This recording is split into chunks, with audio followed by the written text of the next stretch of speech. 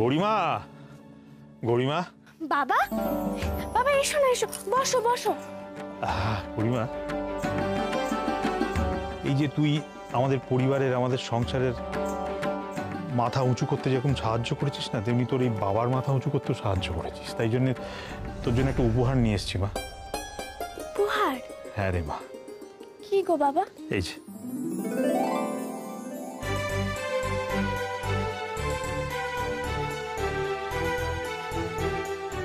আমার লেখা কবিতার বই, একটা মাত্র বিক্রি হয়েছে। একটা শ্রীমতীকে দিয়েছি আর তোর জন্য এটা নিয়ে এসেছি। আমি জানি না তোর ভালো লাগবে কিনা মা, কিন্তু তোকে যে আমি দিচ্ছি আমার খুব ভালো লাগছে, জানিস তো। তুই তো জানিস যে কবিতা আমার সবচেয়ে প্রিয়, কবিতা আমার ভালোবাসা। তো এটা তোকে যখন দিচ্ছি আমি, আমার মনে হচ্ছে আমার ভালোবাসাটা আমি তোকে দিচ্ছি। নে মা ধর। দেখি।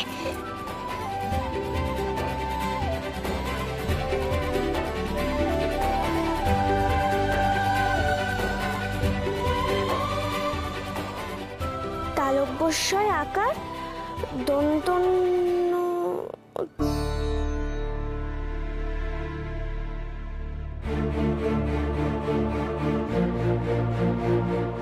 বাবা, আসলে না আমি যুক্তাক্ষর পড়াটা এখনো শিখিনি, সেই জন্য একটু পড়তে গিয়ে আটকে গেছি। দাঁড়াও, এর পরেরটা পড়ছি। এটা ঘয়কার মূর্ধন্যস্বর আকার ল, ঘোষাল। তার মানে এটা তোমার নাম, তাই না বাবা? এইটা দিলাম, নে ধর ধর ধর। তুমি আমায় আশীর্বাদ করো বাবা, দেখো যেন এই খাতায় লেখার যোগ্য হতে পারি আমি। ও বাবা, কি ভাবছো বলো না, আমি ঠিক বললাম না? আমি কিন্তু আন্দাজে ঠিক বলে দিয়েছি। গৌরীমা, তুই একদম লিখতে বা পড়তে পারিস না, তাই না? না গো, আমি তো আগে একদমই পারতাম না, কখনো তো লেখাপড়া শিখিনি। ডাক্তারবাবু আমাকে যতটা শেখায় আমিও ততটাই শিখি। এখন আমি সব অক্ষর চিনতেও পারি আর লিখতেও পারি, তবে না এই যুক্তাক্ষরটা না এখনো শুরু করিনি। ঈশান্তকে এই কথাটা কাউকে বলতে বারণ করেছে, তাই তো? হ্যাঁ গো বাবা, ডাক্তারবাবু তো পুই পুই করে বলে দিয়েছে যাতে আমি কাউকে না বলি। ঠিক বলেছে, বলিস না, বলিস না, এবারে কাউকে বলিস না কথা। তুই চুপি চুপি ভালো করে লেখাপড়া কর, বুঝলি? আর এই যুক্তাক্ষর বল বা অন্য কিছু যখন তোর একটু আটকে আটকে যাবে, তুই আমার কাছে চলে আসবি, আমি শিখিয়ে দেব। সত্যি বাবা, তুমি আমাকে বলে দেবে? তাহলে তো খুব ভালো হলো গো। এই ধরো যদি আমি কোথাও পড়াশোনা করতে গিয়ে আটকে গেলাম, তাহলে ডাক্তারবাবুর জন্য সেই রাত অবধি আমাকে অপেক্ষা করতে হয়, কখন উনি আসবেন আমাকে বুঝিয়ে দেবেন। এবার ভালোই হয়েছে, যখনই আটকে যাবে আমি তোমার কাছে চলে যাব। আচ্ছা মা, তাই আসিস। হ্যাঁ বাবা।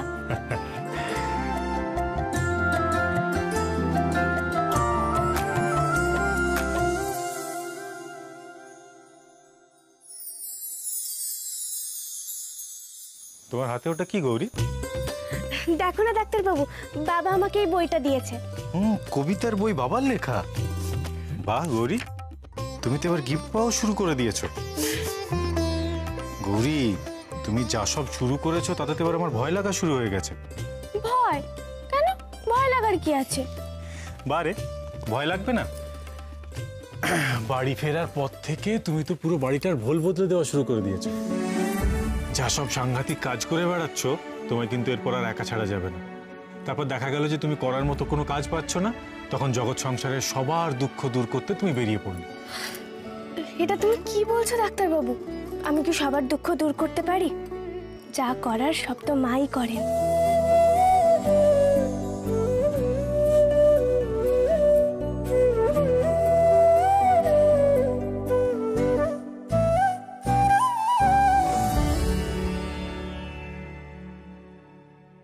কি তোদের বলেছিলাম না, গৌরীর ওপর আমার পুরো বিশ্বাস আছে। দেখলি কেমন অল্প কয়েকদিনের মধ্যে দুহাত দিয়ে সংসারটাকে আগলে কেমন সুন্দর করে সাজিয়ে তুলেছে। আমার সত্যি ভাবতে অবাক লাগছে মা, অতটুকু একটা মেয়ে এত কিছু কি করে সামলায় বলো তো?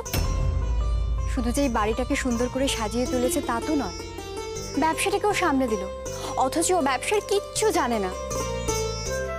এতগুলো মানুষ যারা কারোর কোনো কথা শুনছিল না, তারা কিনা গৌরীর কথা শুনলো।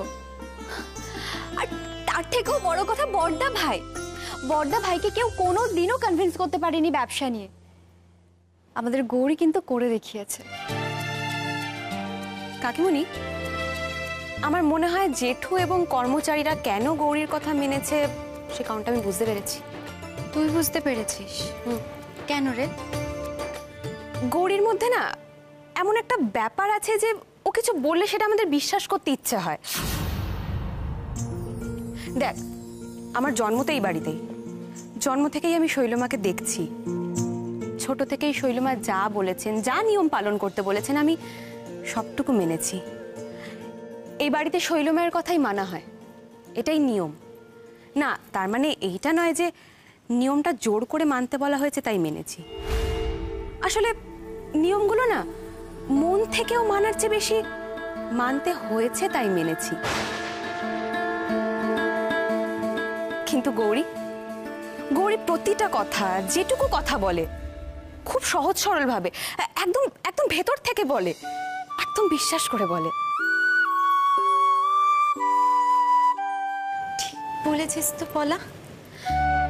হ্যাঁ রে, ওর কথাগুলো না আমাদের মনকে ছুঁয়ে যায়, আমাদের বিশ্বাস করতে ইচ্ছে করে।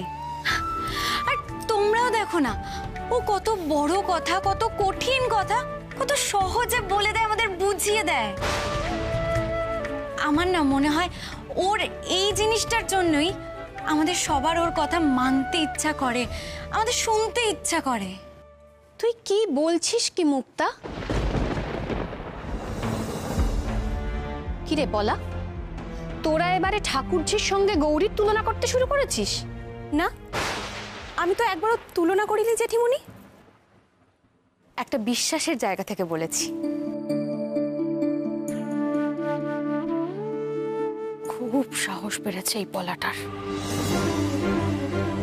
শৈল মায়ের সঙ্গে গৌরীর তুলনা করছে। গৌরীকে নাকি বেশি বিশ্বাস করা যায় শৈল মায়ের থেকে। আর মুক্তাকে দেখো, ওর সঙ্গে তাল মেলাচ্ছে। না না, ওলাকে আটকাতেই হবে, ওর কিছু একটা ব্যবস্থা করতেই হবে, না হলে খুব বড় বিপদ হবে। একবার যদি শৈলমাই কথাগুলো জেনে যায় না, তাহলে বিপদের শেষ থাকবে না। যত তাড়াতাড়ি সম্ভব ওলার কিছু একটা ব্যবস্থা করতেই হবে, করতেই হবে।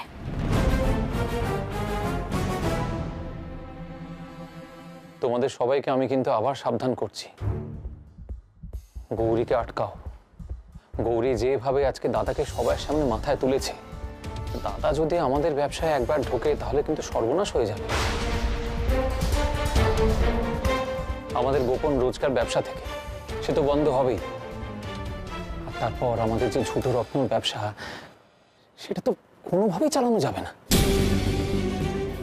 গৌরী কিন্তু আড়াল থেকে বুদ্ধি দিচ্ছে দাদাকে, ওকে এখনই থামানো প্রয়োজন। আর আমার দাদা, সে তো নেহাতি একটা দাবার বড়ি। ঠিকই, খুব উড়ছো তুমি, তাই না গৌরী? কিন্তু অনেক হয়েছে, আমি আর অপেক্ষা করব না। আমি খুব ভালো করে জানি কি করে ওই গৌরীর ডানা ছেঁটে ফেলতে হবে।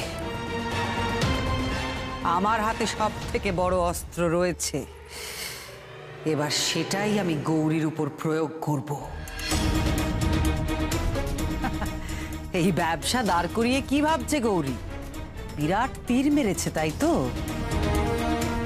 সেই তীরই কি করে গৌরীর দিকে আবার ঘুরিয়ে দিতে হবে সেটা শৈলমা খুব ভালো করে জানে।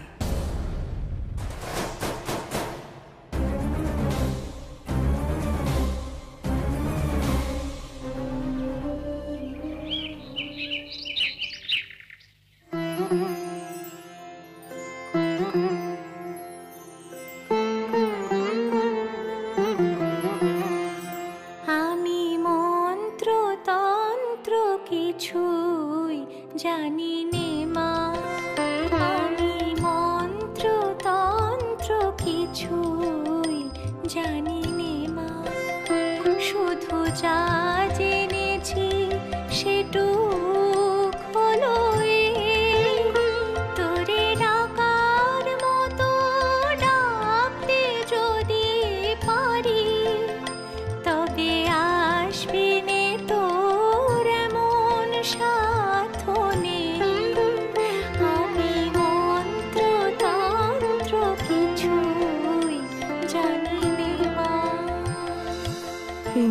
গিয়ে আমি হয়তো আঁচ করতে পারি মা। আমি জানি না এ কি করে সম্ভব। দেখো মা, ও যেন এ বাড়ি ছেড়ে চলে না যায়। বাবা, আমি ঠিক করেছি আমি আজ থেকে আবার মন্দিরে যাব, আমি আজ থেকে আবার মায়ের আরতি করব বাবা। সত্যি? হ্যাঁ সত্যি, আমি ঠিক করেছি। আমি ভক্তদের সঙ্গে আবার দেখা করব, ওদের কি অভিযোগ আছে, ওদের কি সমস্যা, সমস্ত কিছু নিয়ে ওদের সঙ্গে আমি কথা বলবো। যে করেই হোক ভক্তদের ফিরিয়ে আনতেই হবে। আমি তো তোমাকে বারবার বলছি শৈল, ভক্তরাই আমাদের জোর। মন্দির বন্ধ থাকলে, তুমি না থাকলে ভক্তরা আসবে কেন? তুমি আবার পুজো শুরু করো, আরতি করো, আমি প্রচারের ব্যবস্থা করছি, ভক্তরা আবার আসবে। দেখ অনেক আছে দোষ, তবু মাগো তোমায় ভালোবাসি আমি। এ কি গান ভেসে আসছে? মন্দিরে কে গান করছে? মন্দিরে নিশ্চয়ই গৌরী। আবার আবার গৌরী গান করছে ওখানে? এত বড় সাহস! ও আবার মন্দিরে পুজো করতে গেছে। আমি তোমাকে বলে দিচ্ছি বাবা, আজকে কিন্তু আমি ওকে ছাড়বো না। আমি আজই একটা ব্যবস্থা করে ছাড়বো, তুমি দেখো। শৈল শোনো, শৈল আমি মন্ত্রতন্ত্র কিছুই জানি নে মা, আমি মন্ত্রতন্ত্র কিছুই জানি নে মা।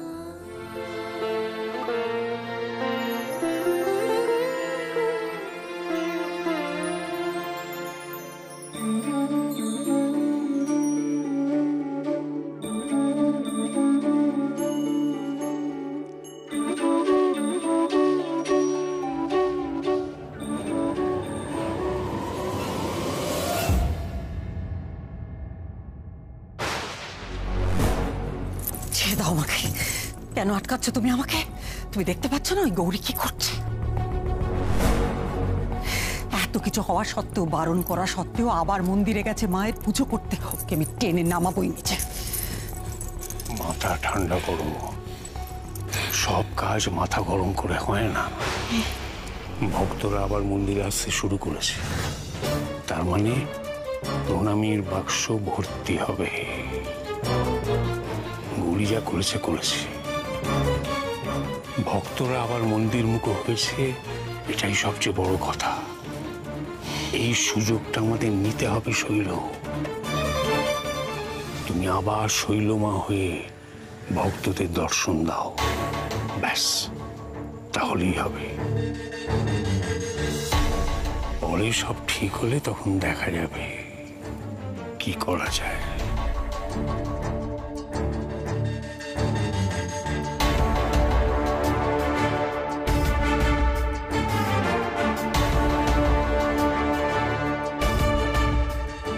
মন্দিরের সবকিছু গৌরী নিজের হাতের মুঠোয় করে নিচ্ছে। আমার শিষ্যরা পর্যন্ত গৌরীর কথায় প্রসাদ বিতরণ করছে। আজ আমি এর শেষ থেকে ছাড়বো। এই নাও তোমার ব্যাগটা ধরো, সব টাকা পয়সা আছে কিনা দেখে নিন। হ্যালো নন্দী, গৌরী খাবার প্যাক করে দিয়েছে, ঠিক আছে? সময় মতন খেয়ে নেবে। কাজ করতে গিয়ে খাওয়া ভুলে যেও না। ঠিক আছে, কিন্তু তোমরা এসব কেন করতে গেলে? বারে আমি যখন স্কুলে যাই, বাবা যখন অফিসে যায়, তখন তো তুমি এইভাবেই আমাদেরকে এগিয়ে দাও দাও না? তাহলে তোমার বেলায় আমরা এসব করবো না কেন? ওরে আমার পাকা ছেলে, কিন্তু তুমি এখন এখানে কেন? পাখিদের খাওয়ানো হয়ে গেছে? হ্যাঁ, আমি আজ সকাল সকাল বৌদির সাথে গিয়ে পাখিদেরকে খাইয়ে দিয়েছি। বাহ, তাহলে এখন কি করবে? কি আর করব, এই তো তুমি চলে যাবে, তোমাকে টাটা করব, আর তারপরে বৌদির সঙ্গে সঙ্গে ঘুরে বেড়াবো। এই রে চিকু, তুই এই জন্যই এত বকা খাস? কেন? আমি কি এমন ভুল বললাম? চিকু, তোমাকে বৌদির সঙ্গে থাকতে বলা হয়েছে যাতে বৌদি তোমার উপর নজর রাখতে পারে। তার মানে এই নয় যে তুমি হোমওয়ার্ক না করে সারাক্ষণ বৌদির পেছন পেছন ঘুরে বেড়াবে। স্কুল নেই নাকি? খুব মজা না? ভেবেছো মা বাড়িতে থাকবে না আর তুমি খালি বাড়িতে নেচে খেলে বেড়াবে? সেটা কিন্তু ভেবো না। তুমি কখন কি করছো সব খবর আমার কাছে থাকবে, তাই একদম দুষ্টুমি করবে না, মন দিয়ে পড়াশোনা করবে। শুধু শুধু বকছো কেন? আমাকে দেখলে কি তোমার বকা পায়? দেখছো তো বাবা, এই জ্বর থেকে উঠলাম, এখনো মাঝে মধ্যে কি দুর্বল লাগে, এর মধ্যেও বকছে। কিরে চিকু, এই তো ছোট কাকিমণি, রেডি হয়ে গেছো তো? আজ তো অফিসের প্রথম দিন, best of luck. Ishan, thank you so much. তোমার আর গৌরীর সাপোর্ট ছাড়া আমার অফিসে যাওয়াটা কখনো সম্ভবই হতো না। আমি তো কখনো ভাবতেই পারিনি যে আমি আবার নতুন করে নিজের জীবনটা শুরু করতে পারবো।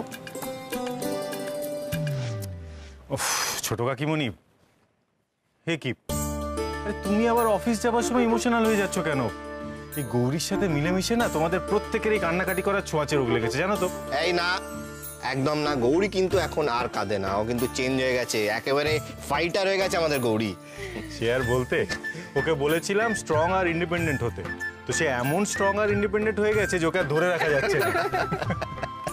আচ্ছা, তোমরা রেডি হয়ে নাও, আমি আসছি। এই এই গৌরী, শোনো না, এই কদিন বাড়ির এত ঝামেলার মধ্যে তোমাকে জিজ্ঞেস করে ওঠাই হয়নি। শুনলাম তুমি আর দাদা ভাই নাকি সমুদ্রে গেছিলে, কি ব্যাপার? লুকিয়ে লুকিয়ে হানিমুন? কি হলো বলো না। তোমরা নাকি সমুদ্রের ধারে গেছিলে? গেছিলাম তো, কিন্তু একসঙ্গে তো যাইনি, আলাদা আলাদা গেছিলাম, কিন্তু ছিলাম একসঙ্গে। এটাই তো জানতে চাইছি, সে তোমরা একসঙ্গে যাও আর না যাও, একসঙ্গে ছিলে তো, হানিমুন তো। হানিমুন? সেটা কি গো? আরে হানিমুন, হানিমুন হানিমুন হলো বিয়ের পরে হাজবেন্ড ওয়াইফ দুজনে মিলে একসাথে ঘুরতে যায়। কোনো কাজকর্ম নেই, কোনো ডিস্টারবেন্স নেই, শুধু দুজনে বক বক বক বক করতেই থাকে। তা তোমরা কি করলে একটু বলো না।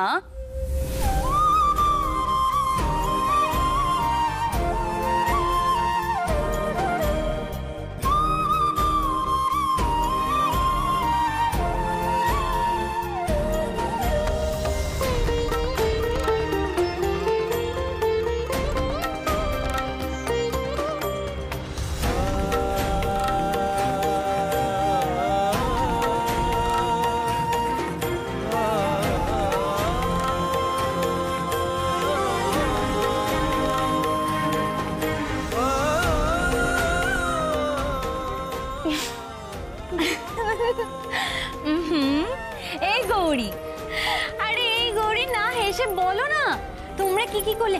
আচ্ছা গৌরী, তোমরা সমুদ্রের ধারে একসঙ্গে হেঁটেছিলে, সমুদ্রে একসঙ্গে স্নান করেছিলে, বলো না। আর আর তোমরা হোটেলে ছিলে? আচ্ছা গৌরী, তোমাকে দাদা ভাই কি বললো এটা তো বলো। ওমা দেখ, বলো হেসেই যাচ্ছে, আর মুখটা দেখ পুরো লজ্জায় লাল হয়ে গেছে। কি গৌরী, ওখানে সব কথা বুঝি মনে পড়ে যাচ্ছে? এই কি করছিস রে তোরা? ছোট কাকিমণি, তুমি তো অফিসে যাবে, দাঁড়াও আমি তোমার খাবারটা বেড়ে দিই। এই দাঁড়াও, আমার দেরি আছে। কিন্তু মুখগুলো দেখে মনে হচ্ছে কিছু তো একটা চলছিল। আই মুক্তা, কি হয়েছে রে বল, কি বলছিলিস তোরা? গৌরী, কি হয়েছে? আরে কাকিমণি শোনো না, ওরা তো হানিমুন থেকে ফিরলো, আমি ওদের হানিমুনে কি হয়েছে সেটাই জিজ্ঞেস করছিলাম। ও তো এতদিন দাদাভাইয়ের সাথে কাটিয়েছে, দাদাভাইয়ের থেকেও কি কি শিখলো সেটাই জিজ্ঞেস করছি। তাই নাকি? এই আমিও শুনবো। গৌরী প্লিজ বলো তো কি হয়েছে। আচ্ছা কে বসো। ছোট কাকিমণি, তুমি ওদের মতো শুরু করলে। কি হয়েছে গৌরী, প্লিজ বলো না কি হয়েছে, আমিও শুনতে চাই। বাবা, তোমরা তো না বললে থামবেও না। আচ্ছা বলছি। এই এক সেকেন্ড, মুক্তা, ওকে তো কিছু জিজ্ঞেস করলে আবার বিপদ আছে। মনে নেই বিয়ের সময় কি হয়েছিল? আমি তো এটাই ডাক্তারবাবুকে বলতে চাইছিলাম যে এতে লুকানোর কি আছে, এটা তো স্বাভাবিক, এটা তো সবাই করে। না না না, তবে ওইসব বাদ দাও, এইটা শুনতেই হবে। তুমি দেখছো না গৌরীকে, তুমি দেখছো কি বলো, ওখান থেকে ফেরার পর থেকে কিন্তু হঠাৎ করে কেমন একটা চেঞ্জ হয়ে গেছে। দেখো এখনো স্মাইল করে আছে, লজ্জা পেয়ে আছে, শুনতেই হবে এটা। তোমরা তখন থেকে না কেমন করছো। আরে আচ্ছা বাবা, আর তোমার আর লেগ পুল করবো না, কিন্তু কিছু তো অ্যাটলিস্ট বলো কি হলো, বলো না প্লিজ প্লিজ। উফ, কি আবার হবে, আমরা সমুদ্রের ধারে স্নান করলাম, ডাব খেলাম, ঝিনুক কুড়ালাম, এইসবই করেছি। আর আর কি আছে?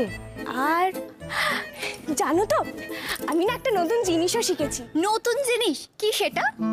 কি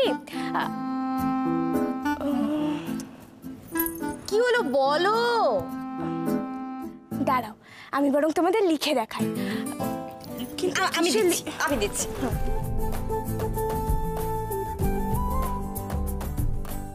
এই নাও, এটাতে লেখো।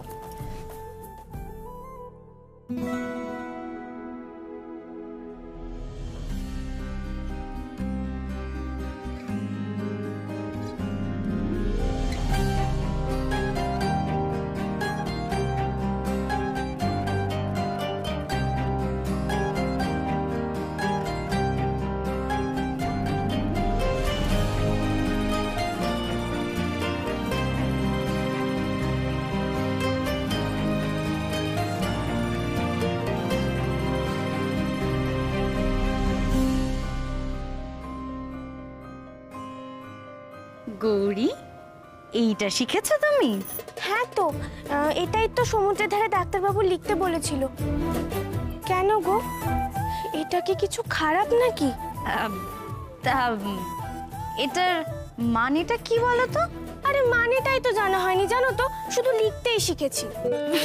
বাহ, মানে না জেনেই তুমি এটা বলে দিয়েছো তোমার ডাক্তারবাবুকে? হ্যাঁ, আর ডাক্তারবাবুও তো আমাকে বলেছে। এটার মানে কি গো? সত্যি গৌরী, তুমি না খুব কিউট।